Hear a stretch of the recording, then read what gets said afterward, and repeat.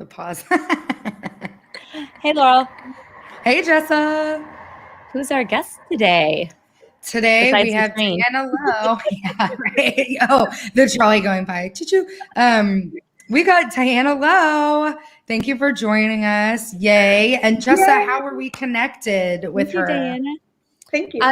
So Diana is a fellow member of Hera Hub, and we have spoken before on this podcast about Hera Hub is like a female-focused co-working space and community. And Diana and I met on a call. Like, there's a lot of awesome virtual events to connect everybody across the offices, and especially during COVID. And there's a lot of networking resources. And we were in a sub hub. I mix up the names all the time. I know it was sales or yeah, so sales and like proposal writing and pricing, which is great. And I met Diana, and we were in like a breakout room, and I was like, I want to know you. And there's a few other people. I'm like, well, first of all, I want to know everybody. Sorry if anyone's listening.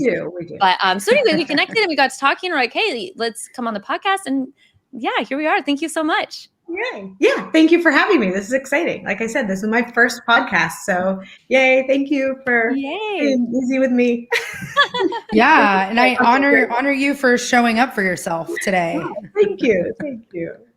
And so, Diana, can you, what obviously we've had the benefit of talking to you, and what you do is leadership development and coaching. And so can you give us kind of a background, just high level, what your services are, and then maybe get into more of your background and like what led you to where you are right now? Sure. So in a few minutes, no big deal. No big deal. So what I do, and I always tailor it depending on who's listening, but I'm just going to guess that the whole world is listening. And so what I do is I do emotional intelligence coaching for leaders, senior leaders. And my focus is actually tech leaders, but I work with all sorts of leaders really. And I really help them like with training and coaching personally on how to deepen their emotional intelligence. And that's really their awareness, their own emotions. And that's kind of like icky and gooey to a lot of people. So we do it in a way using positive psychology, which is well-researched, science-based information. And then that makes it more tangible for those sciencey people who like that. So in a nutshell, I just help people, become more self-aware and like people more and be better at work. And yeah. It's not. That is for everybody. Elevator pitch, but it's it's great. It was very moving. Oh, sold. We like all those things. Jess and I, we love emotional intelligence. I didn't really know what it was until maybe a few years ago when we got in touch with a group that helped. They're like, you should take an emotional intelligence assessment, Laurel, and see how you rank, because it is something that you can improve over time, right? Tell us the difference between emotional intelligence and the IQ stuff.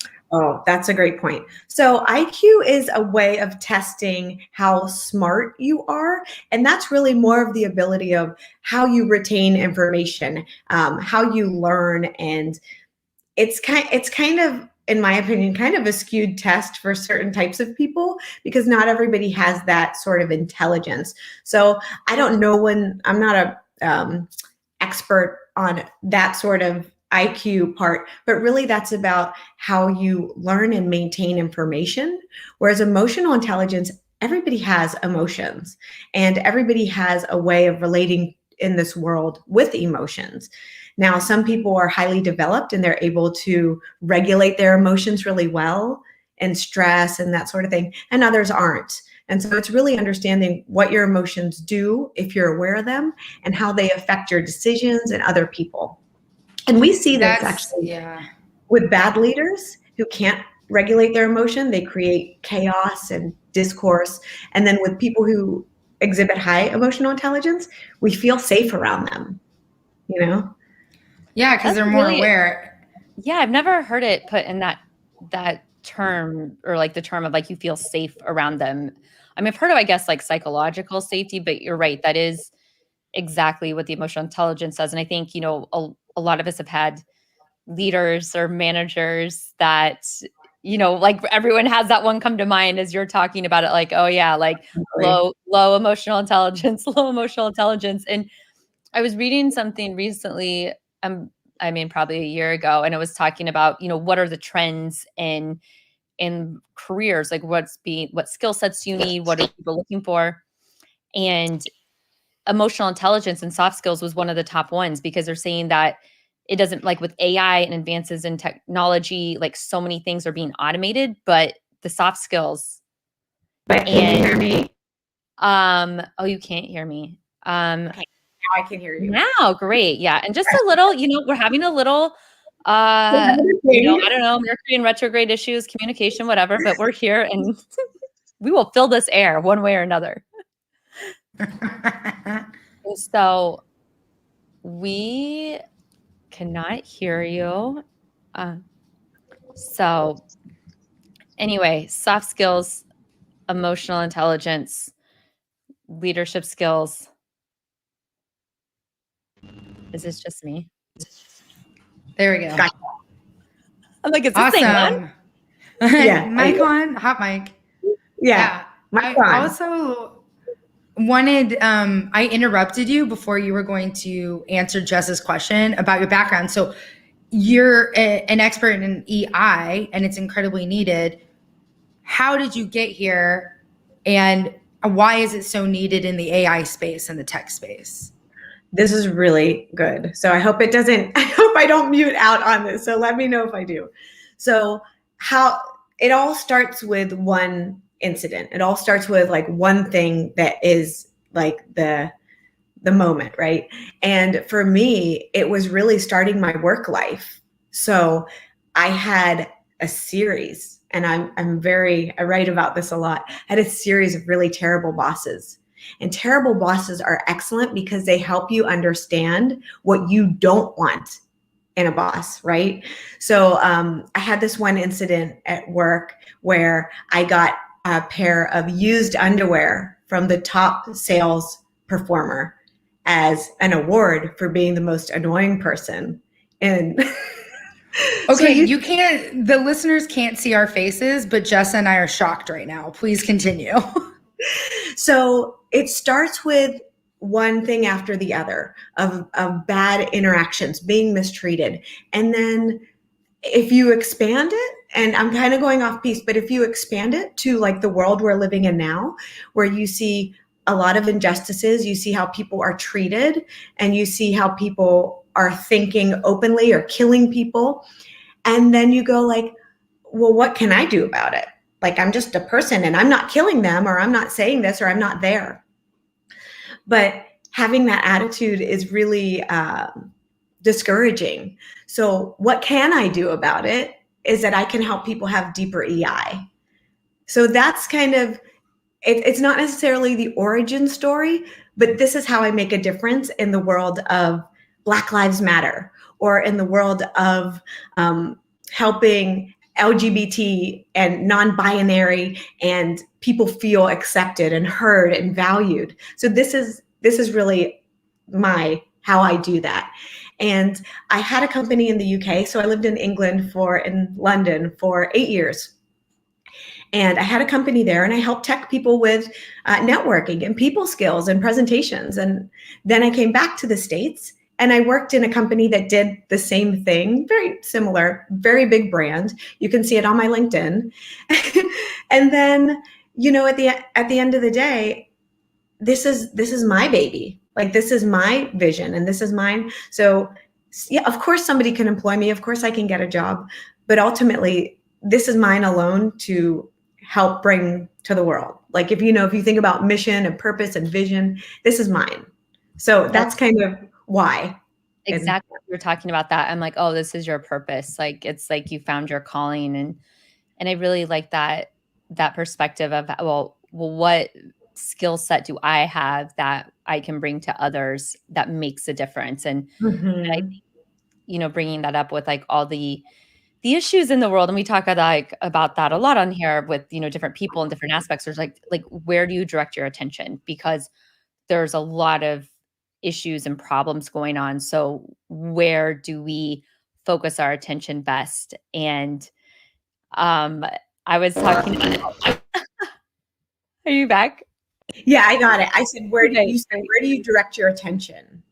yeah, and it's just like there's so much going on. And so how do you pick what it is? And so I love, that you're very intentional about your, attention, I guess, and using your gifts to drive change in the world.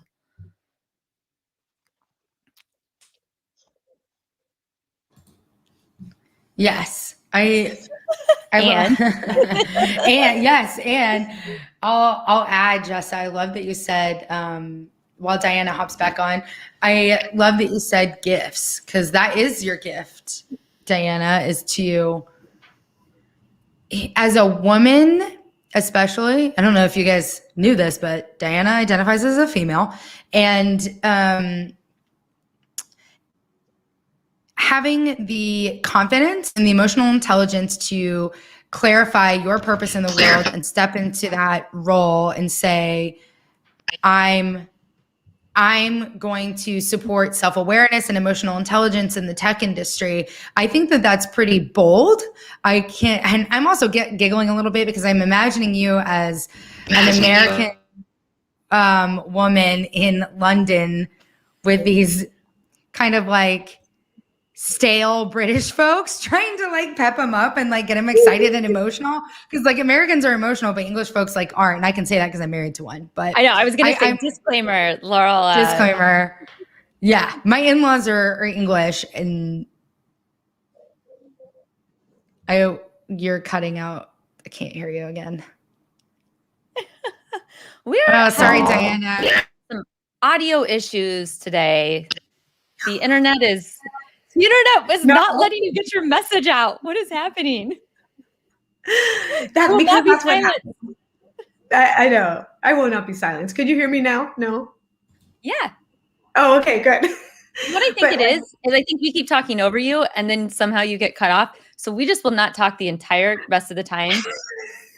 Just, you got 30 minutes. Well, no, 40. This is collaborative. Okay, where do I start? But there's a Pixar short called Pearl, and Pearl is this little fuzzy ball of yarn in like this bro hedge fund, and I feel like that was me, and that's okay, because I think we're seeing a paradigm shift, and I think the more we see now with COVID, everything is remote, so we have remote environments. Well, guess what? In remote environments, you don't have people around you now. So now if you're disengaged, you're fully disengaged. You're watching Netflix during the day, So this is an opportunity for us to have a wake-up call, and how we're treating people. And I'm done.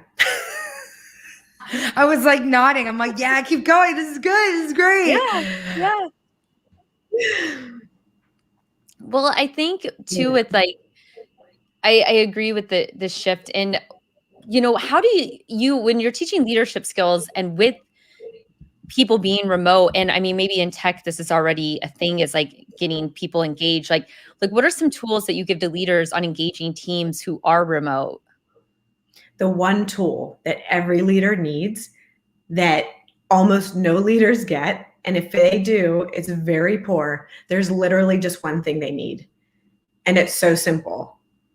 You want to know what it is? Like, tell me. Yeah. It's feedback. It's quality feedback.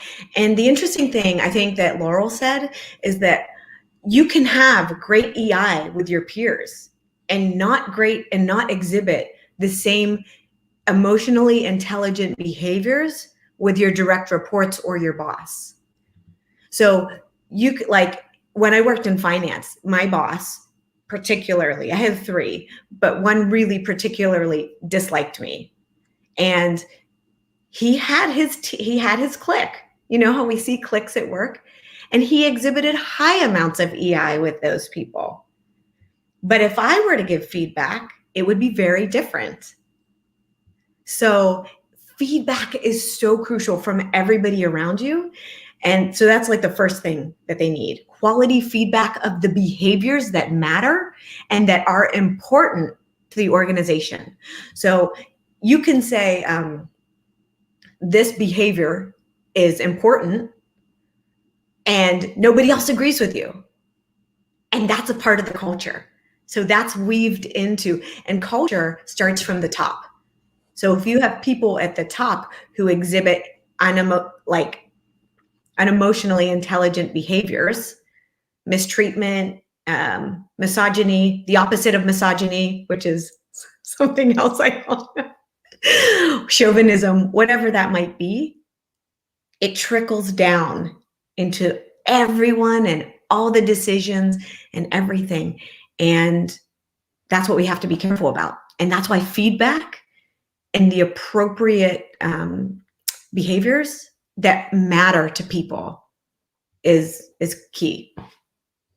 Okay, I'm off my soapbox. No, that's wonderful. I love it. Thank you so much, because I think it's something that, I've been in that position before where I've struggled with, and Laurel too, I know, like where we have had people remote and it's so hard to, and it's hard to engage. Yeah. Like when you're in an office and you get those, water cooler moments, whatever, happy hours, it's a lot easier. I think you would put a little less effort in. And I think you have to be much more conscious and aware of and actively engage these remote team members.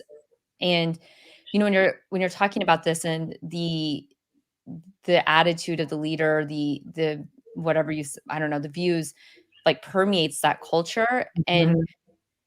And that's something we talk a lot about, is like, it comes back to self-awareness, because I think so many people aren't even aware of what they're doing. And Mhm. it's just like numbers, revenue, like, reports, metrics. And then it's like you're getting a pair of used underwear as a reward. So like, like talk about the epitome of lack of self-awareness. I think that's It's so true. It's interesting because this is why we see in the news time and time again, like bro culture, or like that kind of frat culture that it permeates, because not because that they're bad people, but they're not getting the right feedback that says, hey, when you call me babe or hun, it just doesn't feel right. Like that is not something I want. Or when you say that you don't want women on the board, like that sort of critical feedback. And then the key thing is they have to want to do something about it, right? Because a company takes on its own persona after a while, and it's not necessarily the leaders, but then the collective of what they're saying is okay. And so typically when you see a company that does really well and driven by profits, they don't care about the people, because the people are expendable. And I think as we go into the future, that's changing, because a lot of kids go, and it's starting now more so, but they go into the work culture and they don't have to work for money necessarily, because they have a YouTube channel that kicks out 3,000-4,000 a month, or they have an Instagram channel where they get sponsored and it pays for their life. So now how do you engage people who don't need money? Like, how do you make them feel valued and useful? Because that money stream isn't necessarily making them feel valued and useful, but they don't need your job anymore. So I think this is what we'll really come up against. I find it's really challenging for men and women alike when they're in a culture and something does not resonate with them, or it makes them feel unwelcome, unsafe, unvalued, whatever it is. They see a behavior or something that they don't like. A practical tip, in my opinion, and I want to hear what you think is good feedback, more examples of good feedback, is things like, and not an aggressive, mean, aggro way, but like, hey, we don't do that here. Like just saying something like that, or Will you hi, say the leader says that? Yes, or somebody that's feeling like this isn't a part of our culture, this isn't in alignment with our values. Our leadership said not to do this behavior, and here I'm seeing somebody do this, so I'm going to call them out. Not many people can call others out in a loving way. And one tool that I've heard is just pulling someone aside in private and just saying, I really appreciate your engagement and enthusiasm. I want to clarify that we don't do that particular thing here. What other ideas do you have to share? And I was just interested in hearing you as the expert. What are some of the practical phrases or like go-to lines that someone can use? Because in the moment, you might be like really intense and emotional, and you want to have like a list of things to say so you don't have to think about it that much. What are your ideas? That's a good question, because I'm not necessarily a script baby. I'm a more come from the heart person who, if your intention is always good as a leader, if your intention is to grow your people and to keep a safe environment, your words will reflect that. So you can have a phrase that you say like, this is not a behavior that we tolerate here. But you can say that in many ways. This is not a behavior we tolerate here. Or this is not a behavior we tolerate here. You can say it in a lot of different ways. So when I think about that, emotionally intelligent behavior doesn't put people on the spot and make them feel stupid. Emotionally intelligent behavior addresses the problem, yes, in front of other people, if that's needed, right? But it's really thinking about, okay, I'm feeling angry right now about this thing that I just saw. I see that this is making everybody else uncomfortable. So being able to name what you're feeling, reading the room and saying, you know what, let's pause, because I think something's getting mixed up here. And being able to talk about it in a way that doesn't shame people. Because let's face it, I like to think that most people are doing the best with what they have. And we're not necessarily taught this.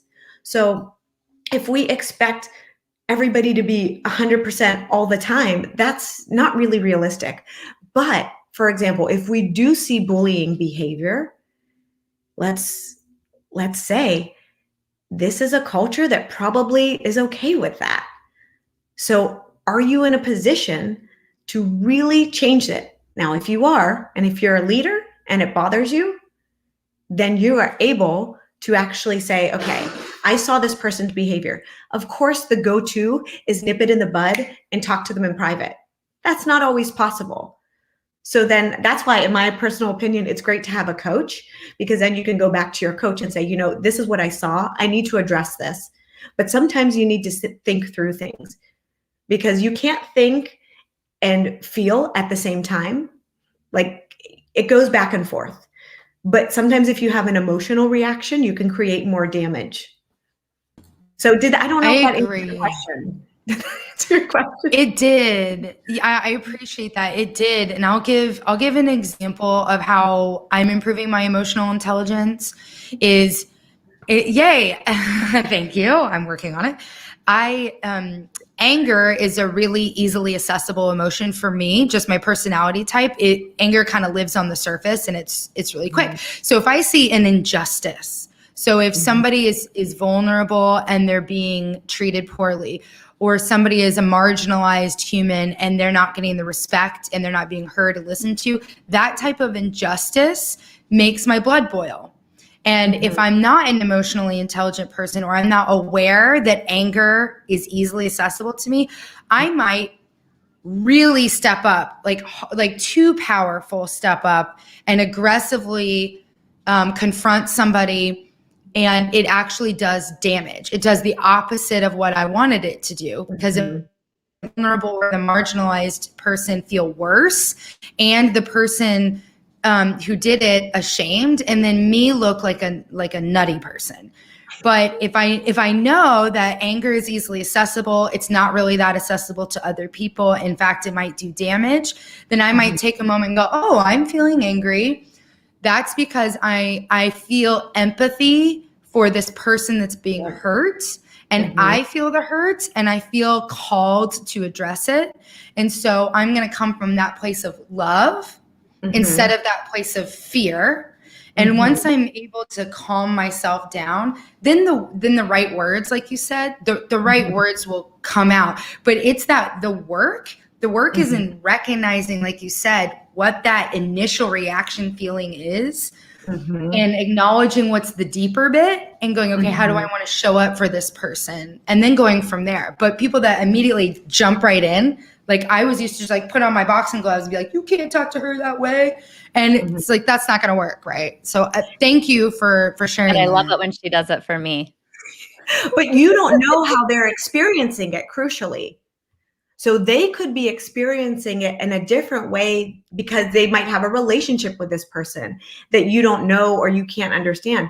So understanding your own emotion does allow you to de-trigger it in a way.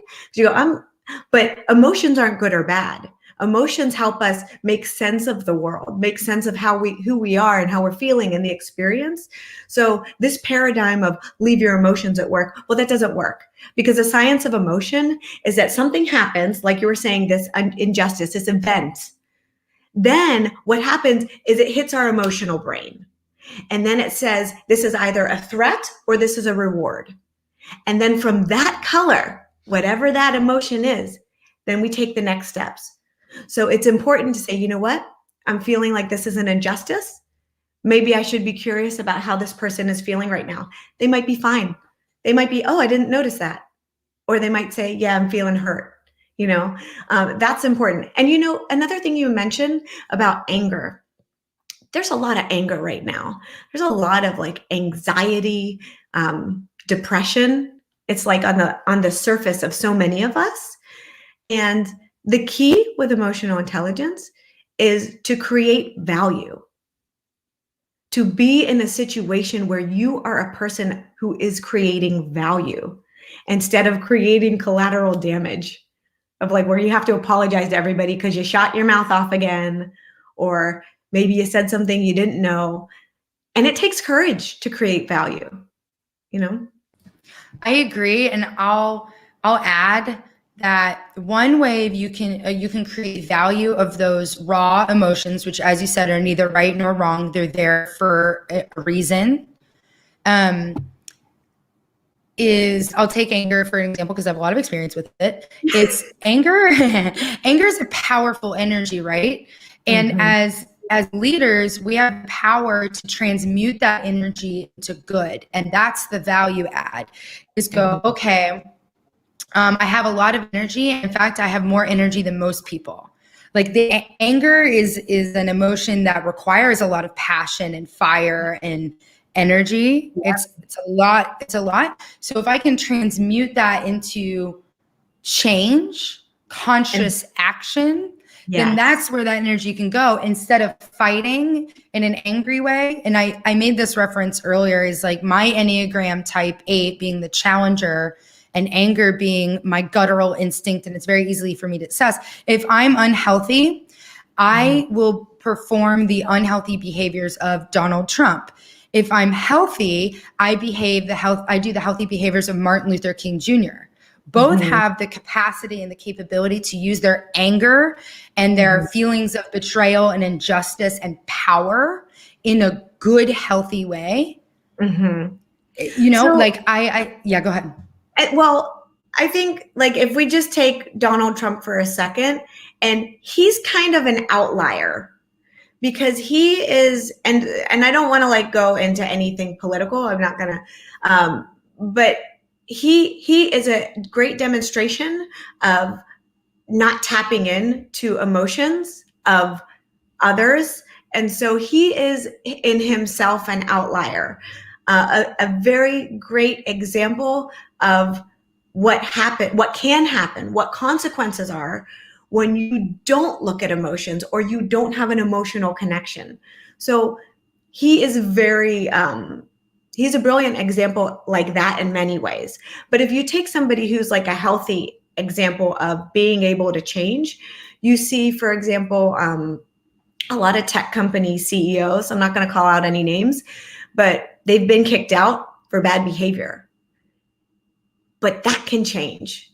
If you're not like diagnosed disorder of like narcissistic, like have anything that's diagnosable, and you have access to those emotions and they are created within you, you can change that.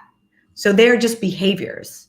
And right? when you talk about, like, I'm thinking about these people, and I feel like the people who probably most benefit from your services or someone like you working with a coach and with emotional intelligence, like, are they, how do you even become aware of it? Because I feel like there's some people who are aware and they probably need to do honestly less work.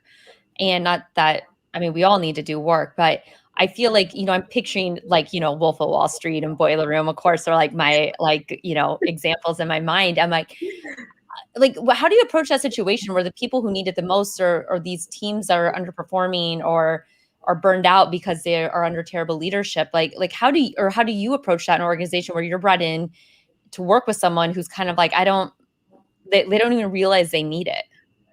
And so I don't work with somebody who doesn't want to work with me.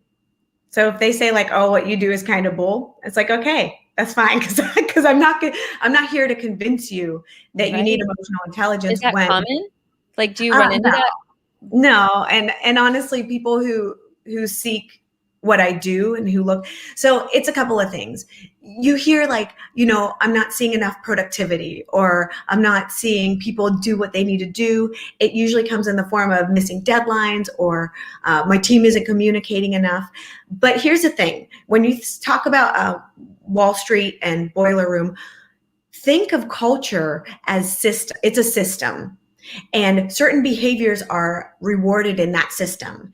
And in that system, because I also do DISC to kind of understand who I'm talking with and their energy. So in that system, it highly rewards people who are drivers. So they're task oriented and they're fast paced, or they're details oriented. Those environments don't reward behaviors of people orientation. So if you're going to come to me, you're going to have some element of, I want our people to be happy, or I see that there's something not quite right with our people. So you would come to me if, for example, you're an HR person and you have a person who's badly behaved and they don't know why, because they're a great technical leader, but they can't regulate their emotions. Or and I've had that recently where somebody was like, he's throwing stuff at meetings, but he's a leader. He's not allowed to do that in our company.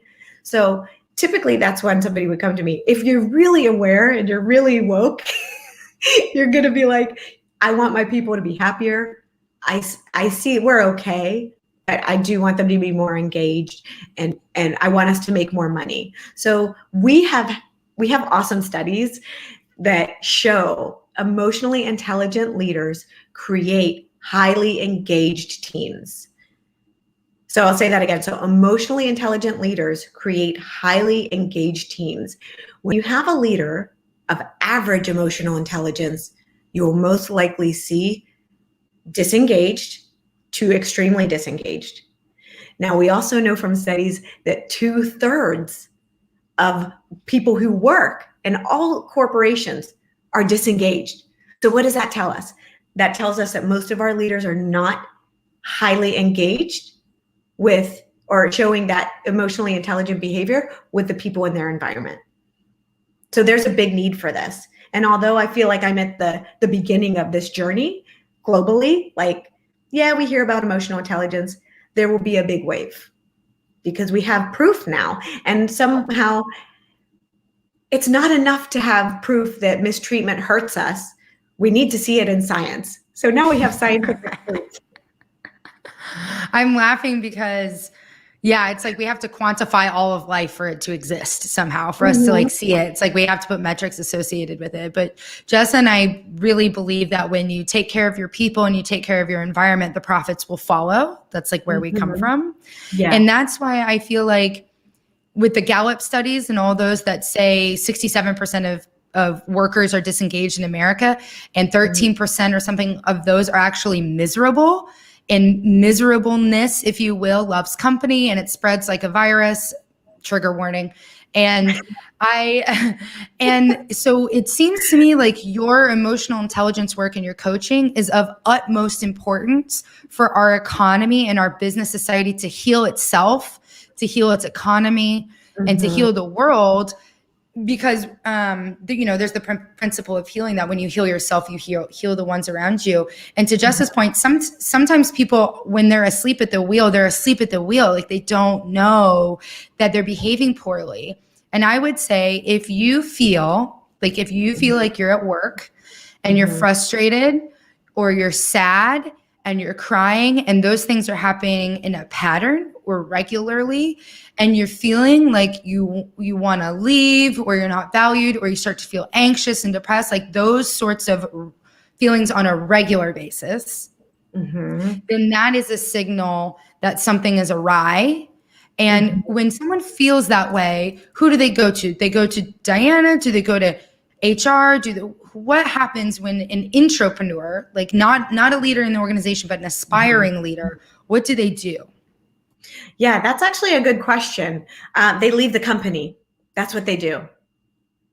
Because they think, oh, I hate this company and I hate the way they treat me, and I'm just going to move to another company. That's exactly what they do. They very rarely do we as people, even woke people, think we are the problem, because they go to the next company and they take themselves with themselves, and they have the same exact problems. And then maybe in that company, they'll get promoted. And then maybe their company might invest in a coach, and then maybes, right? So like, if you have a disengaged workforce, they're going to leave. That's just what it is. And I wish, Laurel, I wish you're so wise, because I wish everybody would call me and say like, hey, I feel really disengaged. But if your leader isn't engaging you being engaged isn't going to make them engage more. Does that make sense? So it really does have to come from the top down. So really, you need a CTO that's compassionate. You need a CTO that is woke to the importance of being with people, because tech, which is where I mainly focus, is collaborative. So you need people, you need different sets of skills. But so tech leaders and engineers, they're trained to focus on flaws, and they're not trained to focus on people.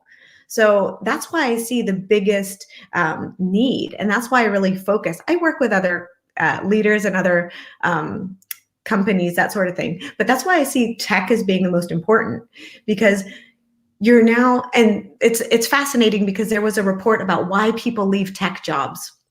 Number one reason, they're mistreated, because they're ignored and they're made to feel bad. And guess what? I don't have to be here. So they go. And with these people, like, who are disengaged, they're being led by someone who has poor emotional intelligence, isn't aware enough to address it or change it. And like you said, it's like a pattern, or it can become a pattern. So when these people are out there looking for the next thing, like, what are some things, when you're interviewing, let's say you're interviewing, like, how could you recognize signs of emotional intelligence in a leader? That's a good one, because that's a whole nother episode. That's like a really good one. So number one, I would say engagement. So if your leader is, if you like keep it black and white, if your leader is engaged versus disengaged, if they're disengaged, they're most likely exhibiting behaviors that do not make other people feel valued. That makes sense? So they're not asking. So if I feel disengaged and I hate this job, I'm not asking, Laurel, how are you doing today? How's your mom? Is she okay? Because I know she was sick. I remember you said that. I'm not asking that, because I don't care. Because guess what? I'm online looking for another job. So I would say engagement is the first thing. The second thing is, I think companies, HR, leaders throughout companies, they really actually have to pay attention to feedback. If you get feedback in terms of people are leaving a team, like you can't seem to make a team productive, or there's a lot of blaming. That's a great one. Blaming people. Oh, it's not me, it's them. Those are emotionally unintelligent behaviors. And we see that because it's accepted. It's culturally accepted to blame somebody instead of to take responsibility for what they messed up on. And it's because the system rewards that. So build systems in a business. As you know, you're building businesses. You build a system and it rewards certain behaviors. Now, if you become aware and you start doing these feedbacks sessions regularly, we can actually tie that to ROI. So if you invest, let's say, $20,000 in 5 leaders in a program, you will see that return tenfold. That's how powerful it is. Well, it's so great because, I mean, like when you say that, it's like you can take that $20,000 and you can invest it in training, or you can take it and invest it in recruiting to replace all the people who are leaving. Yeah. And, and I'm thinking about this and, so as you're saying, like, so as an employee, you're like, okay, I'm not being engaged. My leader's emotionally intelligent. You don't have the power or the leadership to do anything. And so when you're looking for the next job, so I guess if like, as a person looking for the type of leader they want to work for, like when you're in those meetings, a question to ask them is like, how do you engage your team? Yeah. Like, And so what's kind of important that, to you? How do you check in with your team? How do you make your team feel valued? Like, what is something that you do personally? What behaviors or actions do you do to help make people feel valued? Because yeah, like sorry. No, it's fine. Sorry, I'm like getting excited about this because No. Me too. I've done like so many interviews and on both sides, I guess, for that matter. But, and I'm thinking, and it's like, and what I'm looking for when I'm interviewing people is like, okay, are they engaged? Do they come with thoughtful questions? And sometimes I talk a lot. There's not a lot left on the table, but I think you don't know your boss sucks until your boss sucks. Like, and so sometimes, like, especially too, if you're meeting with HR and everyone's, it's like a first date. It's like everyone's on their best behavior. Everything's perfect. Nothing ever goes wrong here. We're a family.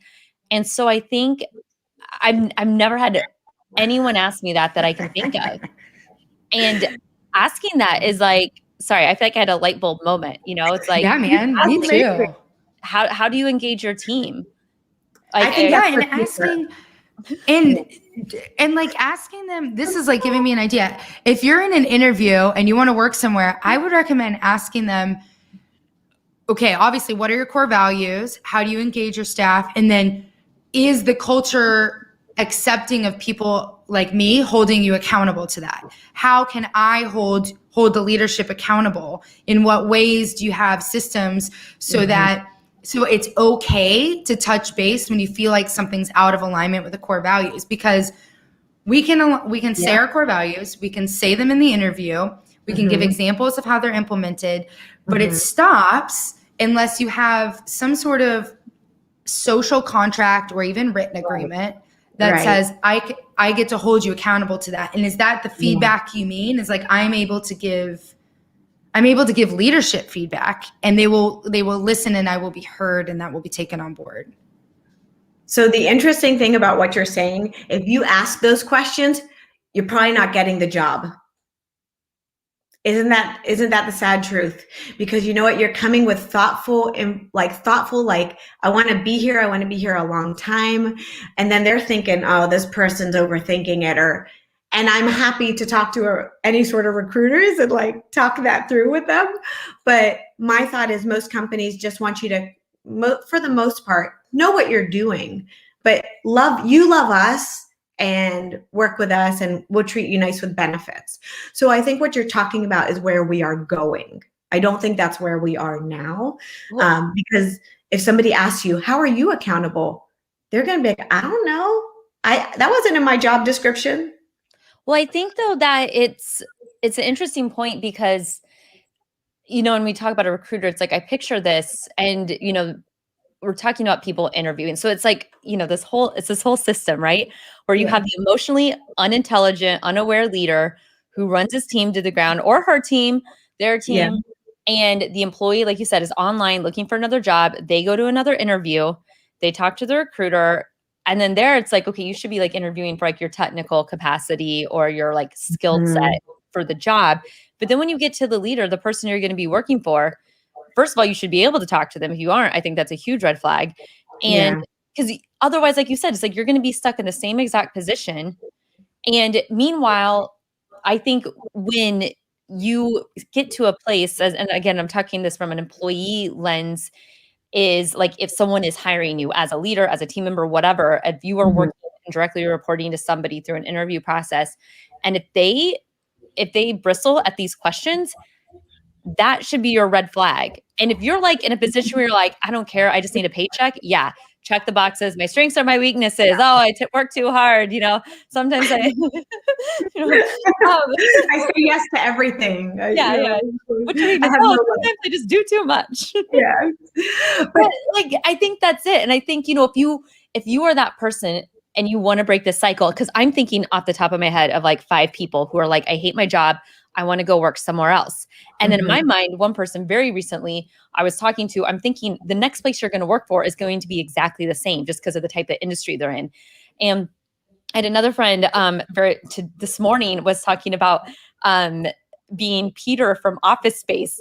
And he's like, I don't know what I'm doing because I keep doing less and I keep getting like better reviews and I don't understand.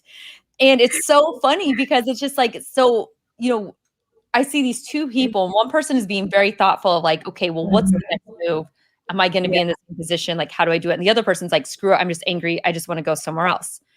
And so asking these questions, like Laurel, like you're talking about and going through the thought process, and, like Diana, you're like, they're not going to hire you. It's like, okay, well, you may as well stay where you're at, because unless you're getting a huge raise or something like that. But well, here's the thing. I also teach people how to navigate politics. And so this is interesting, how to navigate politics and get promoted using their emotional intelligence. So that enters a third option. So you can absolutely work in a terrible company and say like, but I still like the company. I still like what we're doing. I like what we produce, but I want to be a leader. So you can absolutely, I'm actually working with a client right now that we're thoughtfully, intentionally, and emotionally intelligently navigating the politics so that he can be one of the main leaders on the executive board. So that's something that you can absolutely do. So just because you're emotionally intelligent, it's not about being nice. It's not about being a walkover. I think that a lot of people might think that, like, oh, you're nice, so you're emotionally intelligent. No, it's not about that. It's about really understanding, like you were talking about, understanding, I get angry really quickly. How is that affecting my environment? How can that make my environment better? But where do I need to like stop and see how it's affecting people? And how do I need to change that? So I think over time, as we educate people on emotional intelligence, they'll come to understand it.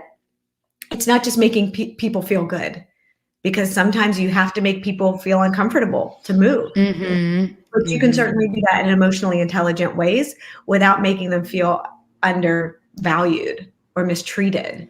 And I think that's where a lot of people, their parents didn't teach them that. My parents were amazing. They didn't teach me this, So this is stuff we're learning as a society. And like I was saying earlier, this is how I can change and be an ally in Black Lives Matter, or teach my kids, or, this is how we learn from each other to make like the whole better.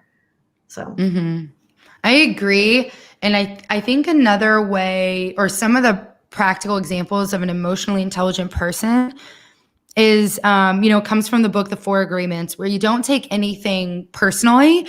And at first I'm like, but everything is personal because we're all interconnected, and I am you and you are me, and everything affects everyone. So it's all personal, right?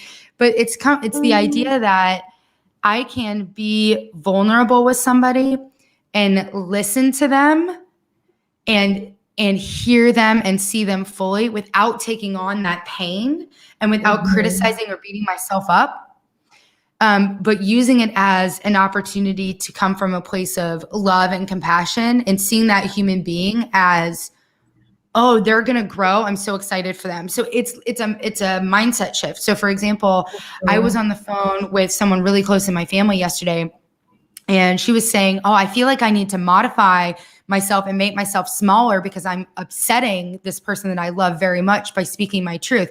And her therapist and both me were like, no, ma'am, you are not making yourself small to accommodate someone who's struggling. But what you can do is be very clear. Hey, like I'm just thinking about in a workplace, for example. Hi, I have something emotionally charged I want to talk to you about. I don't want you to fix it or come with a bunch of solutions or options or strategy. I just want to kind of get it out there and have you hold that space for me. Do you think you can do that for me? Are you in a headspace where you can hold that without taking it on personally? And if that person agrees, yes, then you move forward. But if you don't have that preamble conversation where you're like, hey, I need to be heard and listened to. Like, I'll use me, for example. I'm feeling like this is a massive injustice. I'm feeling called, like I need to address this head on. Are you in a space where you can receive that type of energy? Because I'm going to be honest, not a lot of neurosystems and nerve systems can handle that energy. And I think it's emotionally intelligent for someone to prep the other person and say, hey, I've got a lot of energy, a lot of emotions, a lot of concerns. Are you in a place to receive that or no? And that's a part of, so that's why I do DISC, because I like to understand like, how does this person best communicate so that I'm prepping them for how they speak instead of like me pushing myself. Because a part of emotional intelligence is authenticity. And you can have a productive state of authenticity and you have a non-productive state of authenticity. And making yourself smaller because you're afraid of the emotion that comes up, it takes courage to be emotionally intelligent. It takes courage to be authentic. And it's a little bit messy, a little bit. And if you're not okay with that, that's okay, because you're human. That's why I say have a coach. Because a therapist will dig into your history and maybe help you understand up from this point onwards what's happened.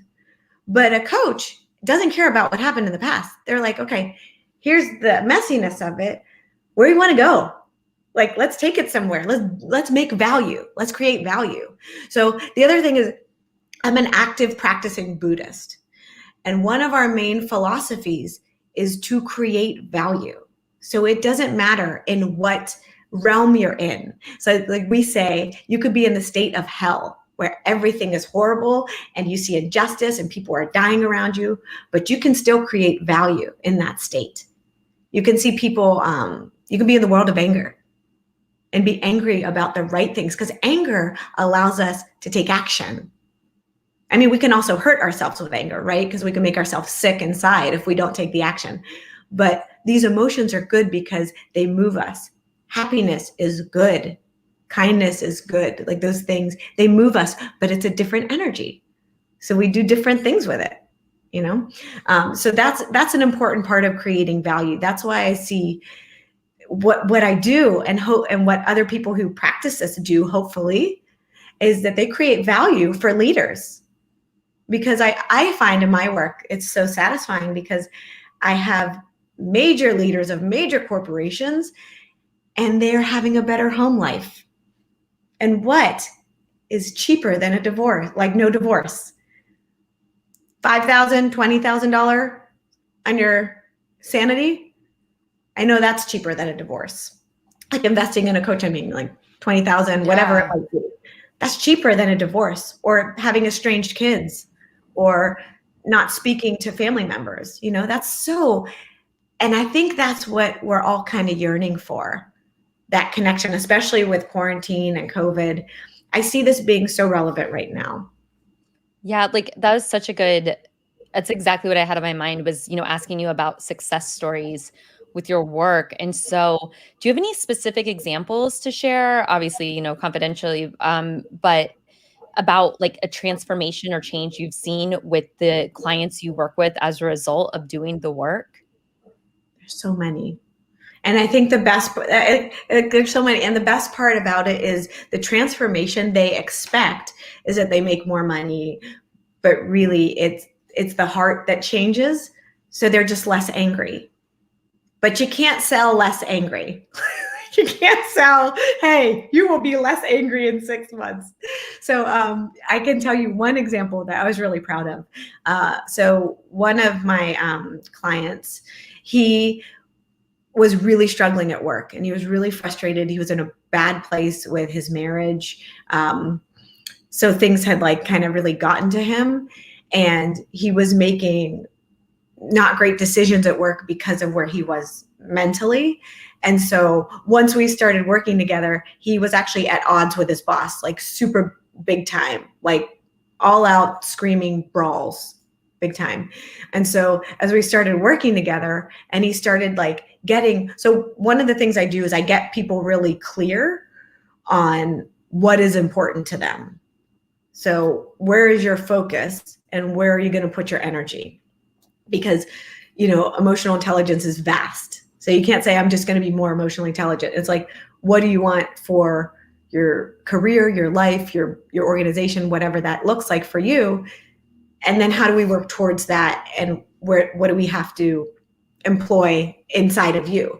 So he said, he was like, I went to this meeting and last year it was an all out fist fight. It was just like really bad, verbal, not fist, and then he said, this year I brought almost the same exact information. I delivered it really different. And it was like a Jedi mind trick. He was like, oh, thank you so much for this information. He was like, and because it was so normal, it was like boring if you think about it. There was no fights. He was like, did that really just happen? Like, knowing the history of both of them, that they hated each other, and that this guy who was the CEO just like took his exact words he said last year in just a slightly different way. He was like, I feel like I'm magic. Yeah, it's like you're like a tantric ninja. You're like, I'm going to teach you how to communicate your authentic self with love. That's my new logo, Tantric Ninja. Tantric ninja. And it's amazing because, and the other thing is his wife was so happy she's like, keep going, keep having a coach, because she doesn't have to listen to all of these conversations about who's not playing nicely with who. And she just gets her husband at home and she gets him present because he's not thinking at the dinner table or not on his phone worried about things. Like, he's actually present. And presence is a productive state of emotional intelligence. Yeah, I think that's such a good, I never thought about it. I don't think I've thought about it, but as you just said it, it's that, there's a lot of people who, go to therapy and there's issues in their home life. And then when you think about that, it's, well, it's paradoxical, is the home life causing issues at work, or is the work life causing issues at home? That goes back to it's all connected. Everything's interconnected.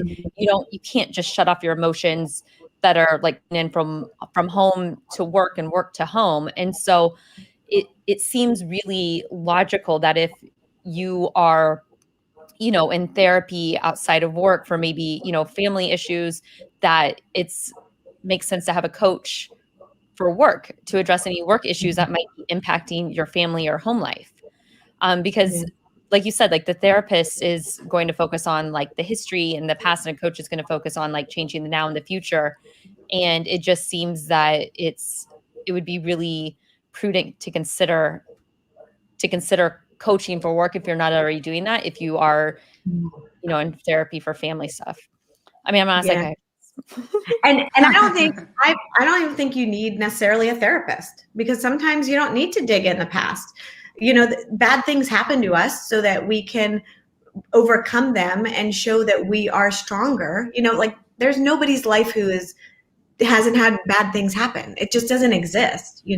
That's why creating value is important, because you could have a terrible situation in the past, but how has that created value in your life? Like, what have you done about it? Like you were talking about injustice. You could have had a terrible injustice done to you. So what are you doing to fix that, to make sure? And that's, I think, where we think powerless, like, oh, but I wasn't involved with that shooting, so it's not me, or I didn't give them the guns, or I didn't, but it doesn't matter, because it's thinking about in our own life. It's like the macro to the micro, right? And you actually said something else that was really important. I think Sounds like think me. very important. I think in the future, if you don't have a therapist, you'll probably have a coach. Somebody, because coach, like if you think about a stage coach, it was meant to take you from one place to another. And a great coach will take you from where you are to where you want to be. Now, not great coaches won't do that. So, well, yeah, and I think everything you're talking about, or sorry, Laurel, it's empowering, and it gives you a sense of control. And so much of us, I mean, again, whole other podcast about control issues, but I think it gives you a sense of power and control over your future. Sorry, Laurel, I cut you off. That's, I mean, taking control. This is typical Jessa and Laurel fashion.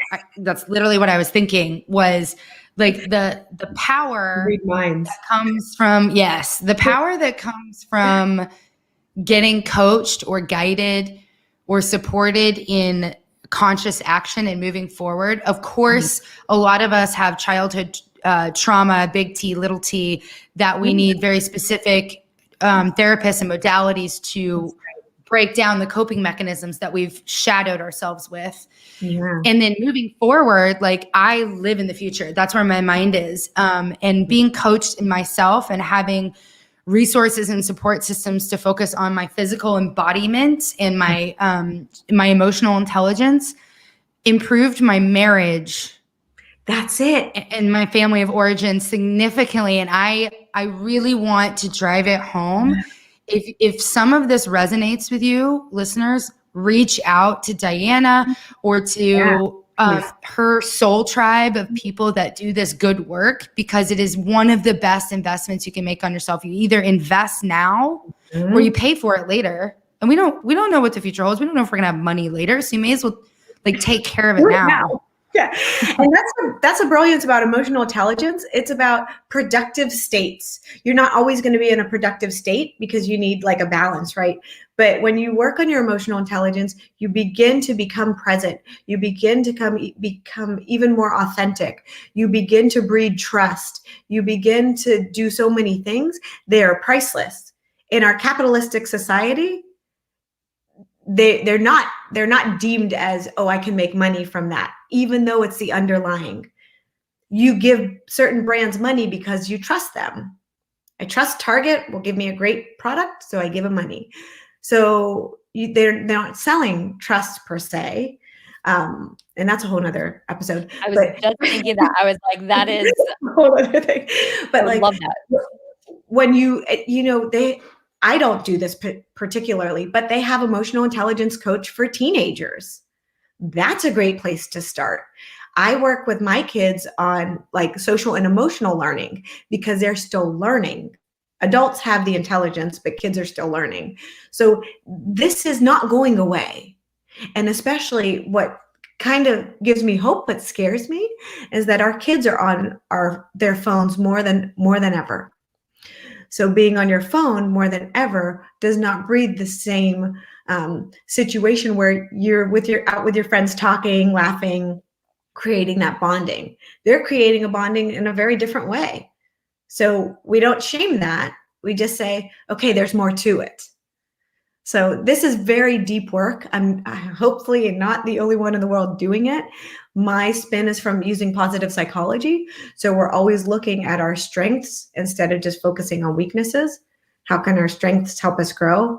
Or where do we need to like dial them back or ramp them up?